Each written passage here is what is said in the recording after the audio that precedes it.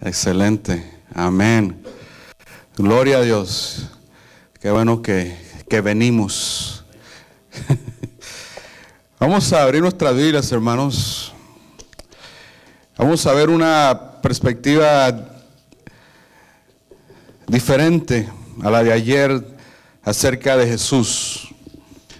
Acuérdense que el tema general es el Facebook de Jesús. Y vamos a estudiar historias. Pero quiero que, como les he repetido, cada historia, más de esa historia, la historia nos está enseñando de Dios, de Jesús. Cada historia es de Jesús, de Dios. Y podemos aprender muchas características de Dios. Porque por la eternidad vamos a estar estudiando el carácter de Dios. No va a llegar un momento en que vamos a decir, ya conozco a Dios 100%, sino que por la eternidad vamos a estarlo conociendo. Pero vamos a conocer un poquito más de ese carácter de nuestro Señor Jesucristo. Vamos a Marcos, el capítulo 4, y vamos a leer el versículo 37. Conocemos mucho esta historia, pero es significante algo que el Señor Jesucristo les dice a sus discípulos, que lo mismo que le dijo a sus discípulos es lo mismo que el Señor nos dice a nosotros. Marcos, capítulo 4, versículo 37, dice: pero se levantó una gran tempestad de viento y echaba las olas en la barca de tal manera que ya no se anegaba. Y él estaba en la popa durmiendo sobre un cabezal. Y le despertaron y le dijeron: Maestro, ¿no tienes cuidado que perecemos? Y levantándose reprendió al viento y dijo al mar: Calla, enmudece. Y cesó el viento y se hizo grande bonanza. Y les dijo: ¿por qué estáis así amedrentados? ¿O por qué tienes miedo? ¿Cómo no tenéis fe? Vamos a inclinar el rostro para orar. Querido Padre Celestial, hemos comenzado a leer tu palabra, Señor. Esta historia simple, Señor, sencilla. Queremos, Señor, ver una perspectiva de lo que tú puedes hacer por nosotros. Queremos que tu Santo Espíritu nos unja para que, Señor, tú puedas suplir nuestra necesidad en este día. Te lo pido en el nombre de Jesús. Amén. Saben que Jesús, cuando predicaba Jesús, la gente venía, y venía de a montones. La gente escuchaba que Jesús estaba predicando y a la gente se le olvidaba lo que estaba haciendo. Y el Señor Jesucristo se alejaba de ellos y la gente lo seguía. La gente se olvidaba hasta de llevar comida. Y muchas ocasiones el Señor tuvo que alimentarlos, porque nadie enseñaba como Jesús. Que el Señor Jesucristo agarraba las cosas del diario vivir y les decía y les enseñaba cosas espirituales, y la gente entendía. Gente de cualquier nivel social, cualquier educación, desde el más niño hasta el más anciano, podían entender lo que el Señor Jesucristo hablaba de la vida eterna, lo que hablaba de Dios. Y la gente iba para allá porque nadie hablaba como Jesús. Ellos están acostumbrados a ir a los rabinos y escucharlos, y los rabinos decían unas cosas que no entendían y se confundían más. Pero cuando llegaba a escuchar a Jesucristo, la gente lo seguía. Y lo seguía desde la mañana hasta la tarde, y la gente no se iba. Y esta fue una ocasión que la gente estuvo escuchando a Jesucristo, escuchando sus palabras de vida que decía, y la gente no quería irse. Aunque el Señor Jesucristo quisiera decirles, ya váyanse, la gente todavía quería escucharlo. Le decían, sigue, sigue, sigue, nadie ha hablado como tú. Finalmente el Señor Jesucristo, acuérdense que era un ser humano, Dios encarnado, les dijo a sus discípulos, esta vez voy a predicar de la barca. Y se subió a la barca. Y fíjense, algunos también dijeron, nosotros lo vamos a seguir toda la noche. A otros se subieron otras barcas ahí para escuchar cerca, pero la mayoría de la gente estaba allí en la orilla, en la playa, escuchando a Jesucristo. Finalmente, cuando termina de predicar, le dice a sus discípulos, ¿sabes qué? Ya vámonos. Y se fueron. No duró muchos minutos desde que siguieron de ahí, cuando el Señor Jesucristo, dice la Escritura, que se fue y se recostó donde se recostaba el piloto, el capitán de la barca allí, y se durmió porque estaba cansado. La Biblia nos dice que el Señor puede compadecerse, puede identificarse con nosotros, porque fue un ser humano tentado en todo, pero sin pecado. Cuando nosotros lloramos, cuando nosotros sufrimos, cuando nosotros estamos pasando por pruebas, cuando tenemos cansancio, cuando tenemos sueño, cuando tenemos hambre, el Señor sabe la experiencia humana. Nadie le puede contar al Señor qué es lo que nosotros estamos experimentando. Él lo vivió en carne propia, y como era un ser humano, se cansó. Imagínense todo el día lidiando con gente, predicando, y lo que yo creo que le cansaba más era la gente de los rabinos y los de los fariseos que siempre, en cualquier ocasión, como estudiamos ayer, aún en la casa de la suegra de Pedro, allí en Capernaum, estaban presentes. Y lo seguían por todas partes, y no era para simplemente escuchar, sino simplemente para criticar, para buscar alguna falta, para tener evidencia y condenarlo. Y muchas veces lo interrumpían. Estaba cansado no solamente físicamente, sino mentalmente, emocionalmente. Y quedó profundamente dormido. Quiero recordarles que los discípulos, la mayoría de ellos, eran pescadores de experiencia. Pero dice la Escritura que mientras iban en el barco, empezó a soplar el viento. Y ellos, con experiencia, sabían lo que tenían que hacer. Pero el viento empezó a soplar más, con más furor, con más fuerza, de tal manera que estos pescadores experimentados, con experiencia, con sabiduría acerca de lo que tenían que hacer en caso de una tormenta en el mar, empiezan a hacer todo lo que saben para tratar de que no se hunda el barco. Pero sin embargo, ellos piensan, ellos creen, ellos saben que van a morir.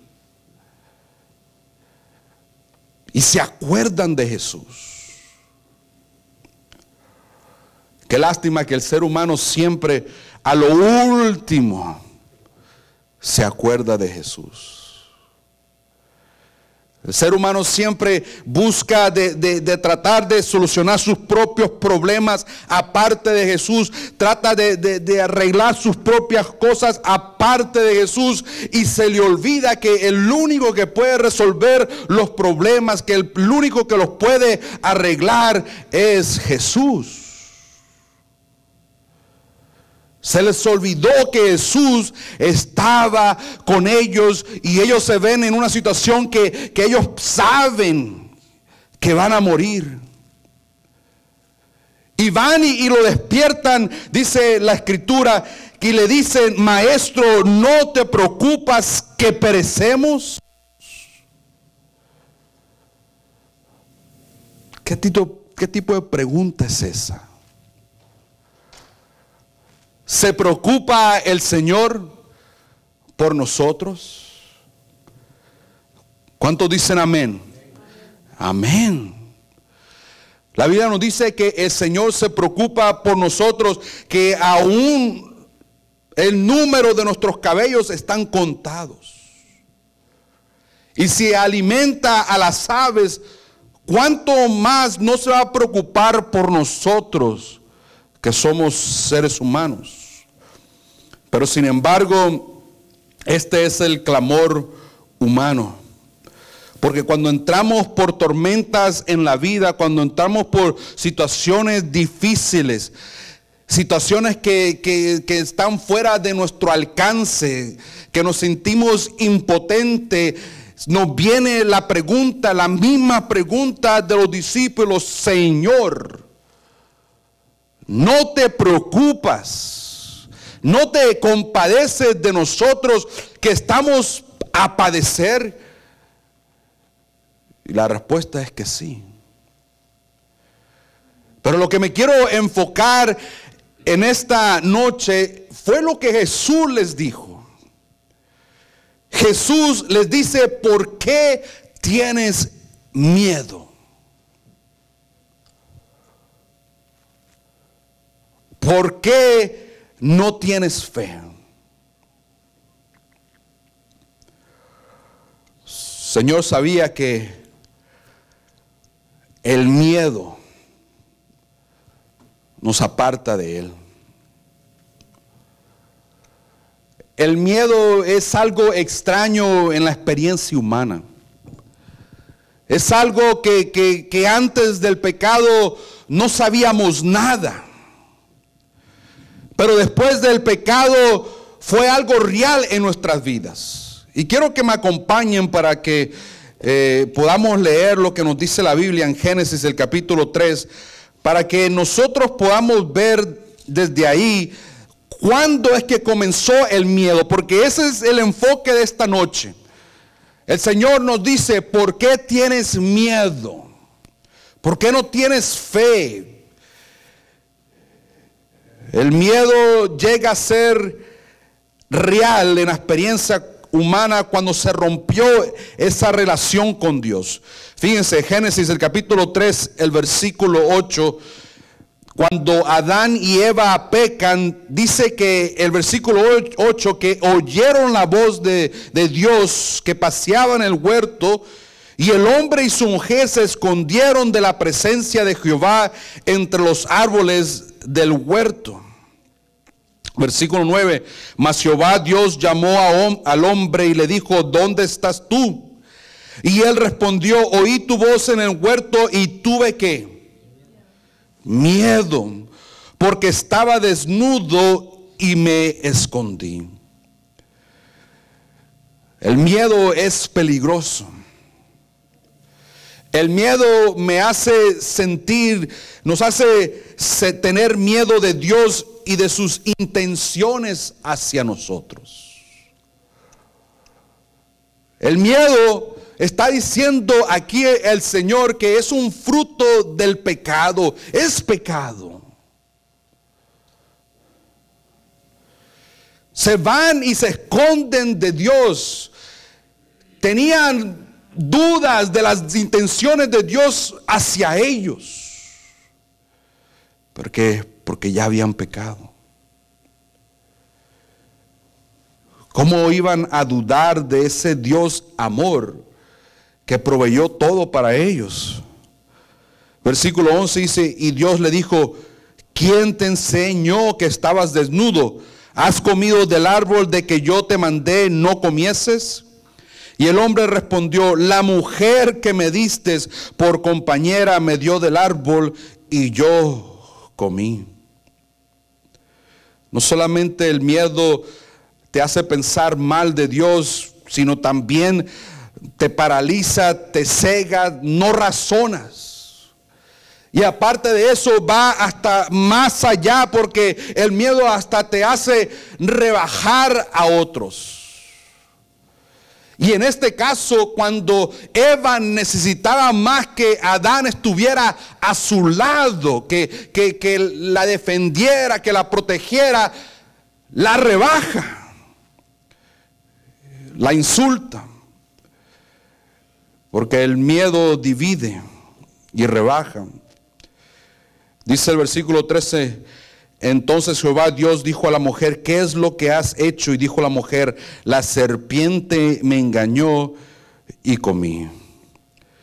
Y también Eva, por miedo, no confiesa su pecado. No admite responsabilidad. El miedo es terrible. Es pecado. Por eso la fuerte reprensión de Jesús. ¿Por qué tienes miedo? ¿Por qué?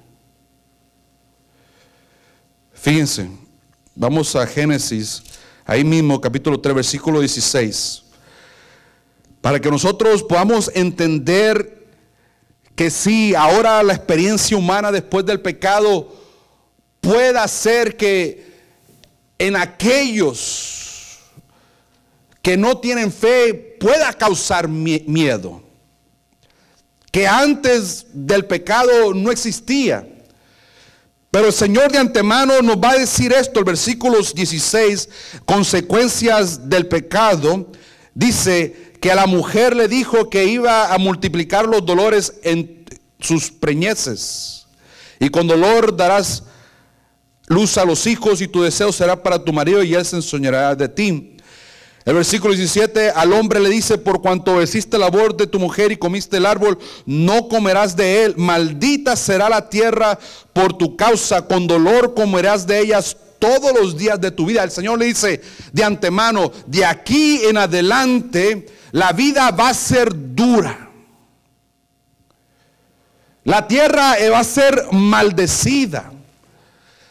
Ya no va a ser como antes que podías ahí agarrar y sostenerte. El Señor lo sustentaba y proveía todo para ello. Pero el Señor maldijo la tierra y le dice, va a ser dura la vida. Versículo 18 dice, espinos y dardos te producirán y comerás plantas del campo. Con el sudor de tu rostro comerás el pan hasta que vuelvas a la tierra, porque de ella fuiste tomado. Y el Señor le dice, hasta tu último respiro, la vida va a ser dura. Y desde hoy en adelante le dice, con el sudor de tu frente vas a comer. Ahora para conseguir el alimento se te va a hacer difícil. Y algo muy triste, versículo 23 dice, y lo sacó Jehová del huerto del Edén para que labrase la tierra que fue tomado. Echó pues, versículo 24, fuera al hombre y puso al oriente del huerto del Edén querubines. El Señor los echó. Imagínense, los echó de su casa. El Edén era la casa de ellos. Ahora estaban como errantes. A veces hablamos mucho de los gitanos. Pues toda la raza humana es gitana. Ellos querían regresar a su hogar. Y el Señor le dice, no, ahí pon los querubines para que no entrasen, para que no regresasen a casa. Y por un lado podemos ver que allí aún está la misericordia de Dios. Porque el Señor sabía que después del pecado la vida iba a ser difícil, la vida iba a ser dura, iba a ser injusta, iba a ser de sufrimiento, de sudor hasta el último de respiro. Y el Señor dice, si ellos vuelven ahí y comen del árbol de la vida, el sufrimiento nunca va a parar. Y en su misericordia el Señor dijo, aunque la vida va a ser dura de hoy en adelante, no va a durar para siempre. ¿No dicen amén? No va a durar para siempre. Por eso el Señor les da una fuerte reprensión. ¿Por qué temáis? El dolor hasta que muera, las injusticias, las tierras maldecidas, la escasez, la amargura, perdieron la inseguridad. Ahora que el Señor los echó del Edén, perdieron la seguridad que tenían. Y en este mundo imperfecto, aparte del miedo, nos dicen los psicólogos, los psiquiatras, que hay primas del miedo. Y les voy a decir qué es lo que nos dicen los psiquiatras y los psicólogos. Porque son primas del miedo, y si el Señor Jesucristo estaría aquí con nosotros, nos dijera, aparte de que no temáis, nos dijera también las primas del miedo. Nos dicen los psicólogos que la ansiedad, la agitación, la preocupación, la tensión, el estrés, la ira, son primas del miedo. Acuérdense que Herodes, por miedo, se airó cuando supo que el rey de los judíos había nacido. Son primos. Es que el miedo del Señor, la fuerte reprensión, porque el Señor ya tiene un historial de todos sus hijos que han tenido miedo y cómo el miedo los ha apartado de Él. Empezamos a ver a Noé que después del diluvio, que el Señor lo encontró justo, pero después del diluvio que se ve con un mundo destruido, que ya no es como el mundo que él conoció antes del diluvio, se ve hasta un futuro incierto. ¿Y qué es lo que hace? Se emborracha.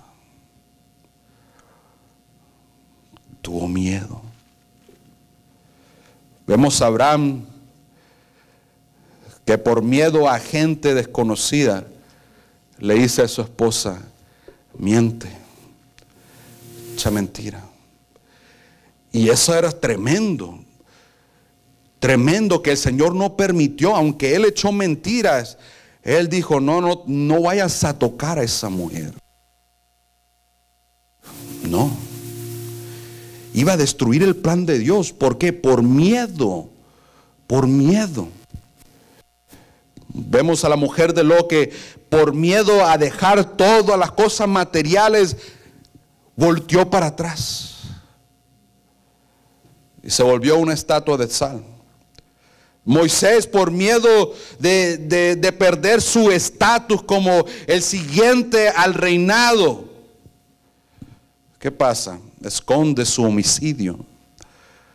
Y cuando todos saben lo que hizo, se va. Tremendo.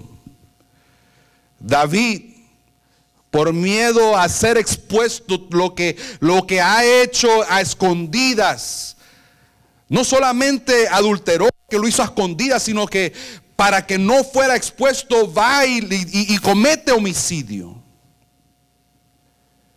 El Señor ha aprendido desde el principio que el miedo nos aleja de Él. Y ahora podemos entender un poquito más por qué esa fuerte reprensión. Era un insulto que ellos tuvieran miedo cuando el Señor estaba con ellos. Nosotros es la misma promesa que el Señor nos da todos los días. ¿Qué nos dijo Jesús? Estaré con vosotros hasta el fin del mundo. El Señor está con nosotros. está con nosotros. Y es un insulto que nosotros podamos tener miedo. ¿Por qué vamos a tener miedo? Sabemos que es algo que el hombre, el ser humano experimentó después del pecado, pero el Señor dice, no tengas miedo. El miedo te va a alejar de mí. Y es lo que nos dice aquí el Señor, el miedo te va a alejar de ti. Lo que debes tener es fe. Lo cual significa que el miedo es relacional. El miedo y sus primas, que son, según los psicólogos, la ansiedad, la agitación, la preocupación, la tensión, el estrés, la ira, nos da, vamos a decir, un buen índice de cómo está nuestra relación con nuestro Señor Jesucristo. Porque si tenemos miedo, o algunas de sus primas, es que no estamos teniendo fe. Es que no estamos llenos de Jesucristo. Vamos a regresar a la historia. Porque el Señor hace algo importante. Y eso es lo que vamos a ver en Marcos el capítulo 4. Cuando el Señor le dicen, ¿te preocupas? Él dice, hace algo. No les contesta, sino que hace algo. Versículo 19 dice, cuando ellos acaban de decirle, no tienes cuidado que perecemos. El Señor tenía poder para decir allí acostado, calla, enmudece.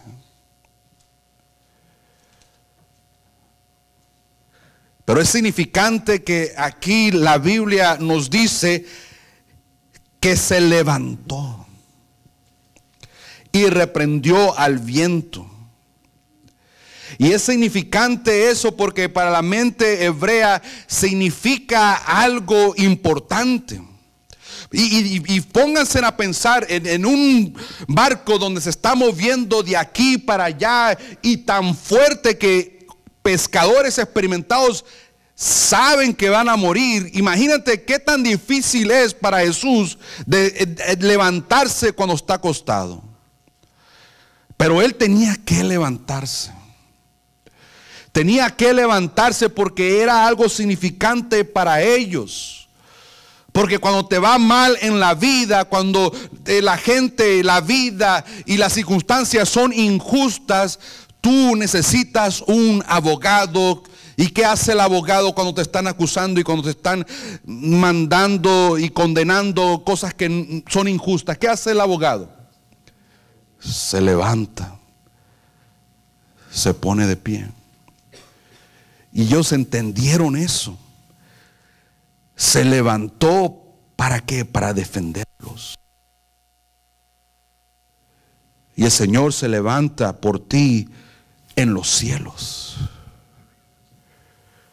Cualquier circunstancia, yo no sé cuál tormenta tú estés pasando esta semana, pero es significante que el Señor Jesucristo se levantó, porque esta no iba a ser la única ocasión que los hijos de Dios iban a pasar por tormentas, sino que en las generaciones futuras, hasta las nuestras, los hijos de Dios iban a pasar por tormentas, y el Señor se levanta por cada uno de nosotros. Es significante este detalle, porque este detalle lo volvemos a ver con Esteban. ¿Sabes que Pablo nos dice en Hebreos que cuando el Señor Jesucristo se fue de aquí, fue a sentarse a la diestra de quién? Del Padre. Y uno de sus diáconos de iglesia, Esteban, se levanta por Jesús y empieza a predicar. Y el Señor lo había dicho, y yo creo él recuerda esas palabras: si tú te levantas por mí, si tú me confiesas, yo te confesaré con mi Padre. si tú me niegas, yo te niego allá. Y allí en la corte lo confesó. Y no podían resistir la sabiduría, dice el libro de Hechos, la sabiduría de Esteban, de los argumentos que decía acerca del Mesías. Y así que empezaron a apedrearlo. ¿Y qué fue lo que él vio? Qué significante, que no tuvo miedo. ¿Por qué? Porque la relación con su Señor estaba estrecha. No se quejó de las piedras. No lo dice el relato. Las piedras estaban cayendo. Y yo puedo decir que yo creo ni las sentía. ¿Sabe que el conflicto de los siglos nos dice que los mártires estaban quemando y seguían cantando? Y no sentían el dolor. ¡Wow! Por eso esa fuerte reprensión del Señor. ¿Por qué tienes miedo? Y mientras están ahí, mientras está Esteban ahí recibiendo esas piedras, él mismo dice: veo a mi Señor. ¿Y cómo lo ve? Parado, levantado a la diestra del Padre, como diciendo: aquí yo te estoy defendiendo allá. Lo ve parado, lo ve puesto de pie. Quizás aquí pensamos que nos está yendo mal y las piedras siguen y siguen. Pero allá en los cielos tenemos un abogado por nosotros que se levanta por ti siempre y dice: aquí te estoy defendiendo, aquí estoy preparando un lugar para ti.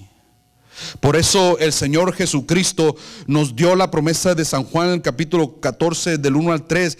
Nos dice: no se turbe vuestro corazón, creer en Dios, creed también en mí. En la casa de mi Padre muchas moradas hay. Voy pues a preparar un lugar. Ahora, ¿por qué el Señor va a preparar un lugar para nosotros? Porque acuérdense, nosotros perdimos nuestro hogar. ¿Por qué está preparando un lugar el Señor en los cielos? Porque nosotros no tenemos un hogar. La raza humana es una raza en el universo que anda, no tiene un lugar donde vivir, un hogar donde pueda vivir eternamente. Y por eso el Señor dice: pero yo estoy preparando un lugar para ti, y vendré y te llevaré conmigo, para que donde yo estoy vosotros también estéis. Esa es la promesa del Señor. Por eso el Señor les dice: no tengas miedo. Y el Señor ya se comprometió por nosotros.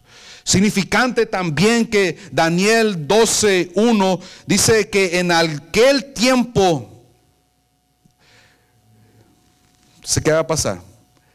Se va a levantar Miguel. Y saben el contexto. El contexto dice: en aquel va a haber un tiempo un tiempo de angustia cual nunca ha habido en la tierra jamás. Pero en aquel tiempo, cuando suceda esto, dice Daniel, cuando suceda la cosa más peores en el mundo, en ese tiempo se levantará Miguel y viene por nosotros. Tenemos un abogado allá. Tenemos a alguien que se levanta por nosotros. Es más, tenemos un pariente allá. Jesucristo nos dice que nosotros somos sus hermanos. Nuestro hermano mayor, Jesucristo. Allá hay alguien allá de nuestra raza humana.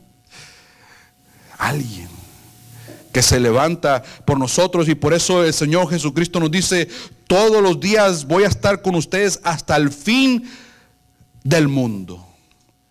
Pablo nos dice que estoy seguro que ni la muerte, ni la vida, ni ángeles, ni principados, ni potestades, ni lo presente, ni lo porvenir, ni lo alto, ni lo profundo, ni ninguna otra cosa creada nos podrá separar del amor de Dios que es en Cristo Jesús, Señor nuestro.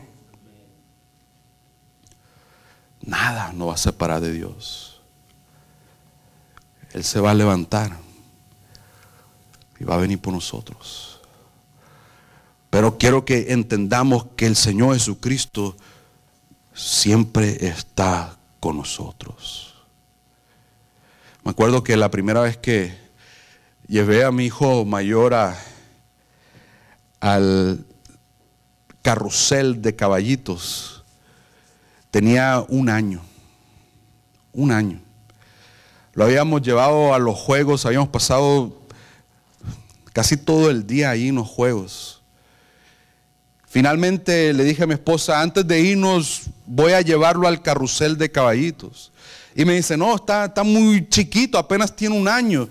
Y yo dije: no, yo lo voy a llevar, me voy a subir con él y voy a estar ahí cerca de él. Así que lo llevé, me subí al carrusel de caballitos y le dije: Samuel, te voy a poner aquí en el caballito. Y él se me agarró del cuello, apretado del cuello, no me quería soltar, tenía miedo.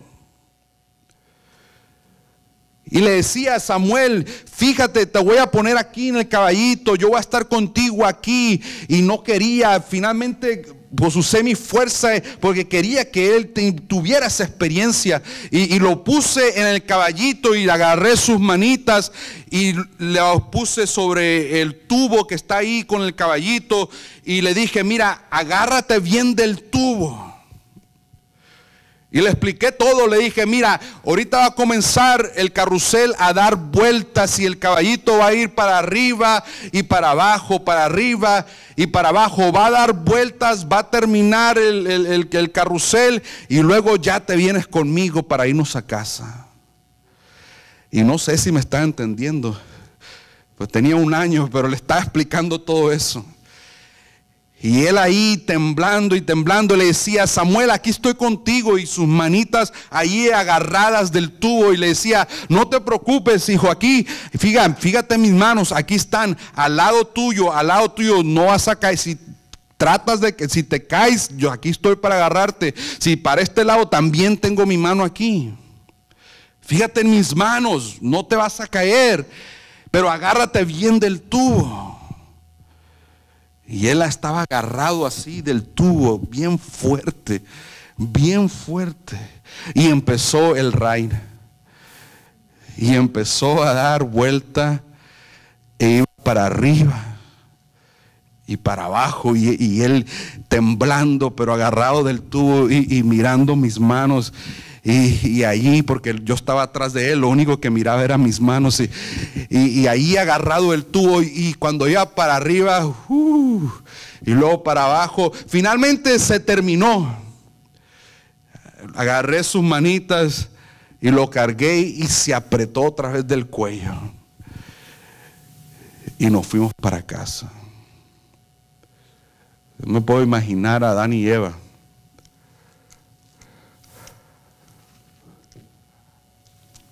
Nos dice el Espíritu Profecía que ellos estaban llorando cuando fueron expulsados del Edén. Ellos no querían salir del Edén. Pero sin embargo, el Señor con ternura los saca del Edén para el bien de ellos. Pero les da una promesa. Y les dice: agárrense bien de la vida. Y nos vuelve a decir: no tengas miedo. Acuérdate que las manos de Jesús, acuérdate el sacrificio de Jesús, de lo que hizo por ti. Que Romanos 8 nos dice que nada ni nadie te va a separar del amor de Dios que es en Cristo Jesús, Señor nuestro. Nada. Y a veces en la vida vas a estar arriba, a veces vas a estar abajo, pero no importa las circunstancias, arriba o abajo, el Señor siempre va a estar contigo. Y nada te va a separar de Él. Llegará el momento que este juego de la vida o este carrusel de vida se va a terminar. Y el Señor nos va a llevar a casa. Yo no sé si tú ya has hecho arreglos para ir a casa. ¿Cuántos ya hicieron arreglos para ir a casa? Amén. Ponte de pie si ya hiciste arreglos para ir a casa. Si no has hecho arreglos, hazlo hoy. Hazlo hoy. ¿Qué esperas? El Señor vino para llevarnos a casa. Está preparando un lugar por el simple hecho que nosotros no tenemos un hogar. El cielo es nuestro hogar. Los patriarcas, nos dice Hebreos, que miraban en su patria celestial, porque sabían que eran peregrinos aquí. Cada uno de nosotros somos peregrinos. El Señor de antemano nos dijo: la vida va a ser dura, vas a sudar hasta el último respiro, pero voy a estar contigo siempre. Y después del raíz de la vida, te voy a llevar a casa. Vamos a orar. Querido Padre Celestial, te agradecemos, Señor, por tus promesas que son verdaderas. Tus promesas, Señor, de que tú te levantas en los cielos y nos defiendes, y muy pronto vas a venir a esta tierra para redimirnos y sacarnos de aquí y llevarnos a morar contigo. Señor, estamos aquí parados porque ya hemos hecho arreglos, ya hemos decidido que vamos a ir a morar contigo, Señor. Esta noche, Señor, tomamos la determinación que nada ni nadie va a hacernos cambiar de idea. Señor, tú ya nos has dado la victoria. Gracias, Señor, por lo que has hecho por nosotros. Querido Padre Celestial, queremos que siempre atesoremos esa promesa. Nada, ni la muerte, ni lo porvenir nos va a separar de tu amor. Quiero recordar a los jóvenes, Señor, aunque la vida es incierta y que el futuro también incierto, ellos siempre puedan recordar, Señor, que tú siempre estás con ellos, que tú siempre los vas a ayudar y que van a vivir la vida contigo, pero que siempre estos jóvenes, Señor, aquí presentes puedan tener la mirada puesta en su patria celestial. Señor, queremos salir de aquí con tu bendición. Acompáñanos a nuestras casas. Tráenos de regreso el martes, Señor, para seguir estudiando, Señor, facetas de tu carácter. Gracias porque tenemos un abogado en los cielos que nos defiende, que nos perdona y que intercede por nosotros. No estamos solos. Gracias, Señor. Te pedimos esto y las peticiones por las cuales hemos orado, en el nombre de Jesús. Amén. Amén. Dios los bendiga, hermanos. Buenas noches.